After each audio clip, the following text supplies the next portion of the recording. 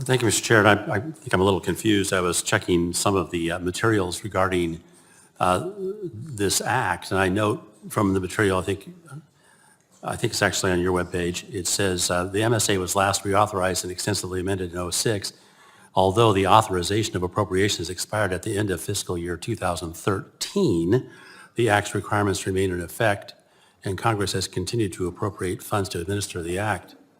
So I guess I'm asking, it's been a while.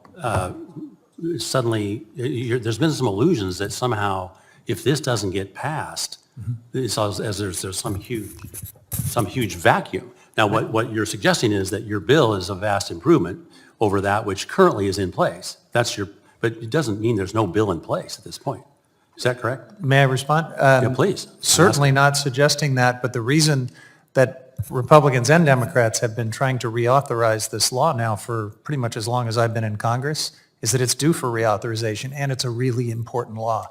And when you leave a law like this, it's this important to the blue economy, hanging in limbo, yes, thankfully we've been able to appropriate on an annual basis and keep these programs and these processes going. But this is too important to leave to the annual vagaries of the appropriation. We need to reauthorize this law. That's what this does. So, forgive me if I happen to think it's a very important law. I just don't particularly care for some of the portions of your bill that you're presenting us with today. But I thought there was some lack of clarity in statements about how we had to do this, or suddenly there was this vacuum, and that's not the case. There is an existing law in place. Now, to move to, in the few minutes I have left, to this discussion about inflation, I find that an interesting conversation, because the underlying assertion is that somehow if we use this, apply the standards contained in this bill, we are going to reduce, or not reduce the amount of fish that are caught. The underlying assertion, I suppose, is that if we continue doing what we're doing now, we're not going to have fish. That's your argument. But if that is the case, is that your argument across the board? Not exactly, but if the gentleman will allow me, I think the point is, I don't want to speak for Mr. Case, but I think we believe that these updates to the Magnuson Act will do a better job making sure we rebuild overfished stocks, making sure that we prevent other stocks that are commercially important from becoming overfished. That is important, and that's what gives you a reliable, affordable seafood supply. Right. And I think I don't think we disagree on the fact that we want to appropriately address overfishing. All we're talking about here is the way of going about it, and your bill tends to overreach. And what you're doing is you're giving more weapons to the environmental organizations that would like to see no fishing.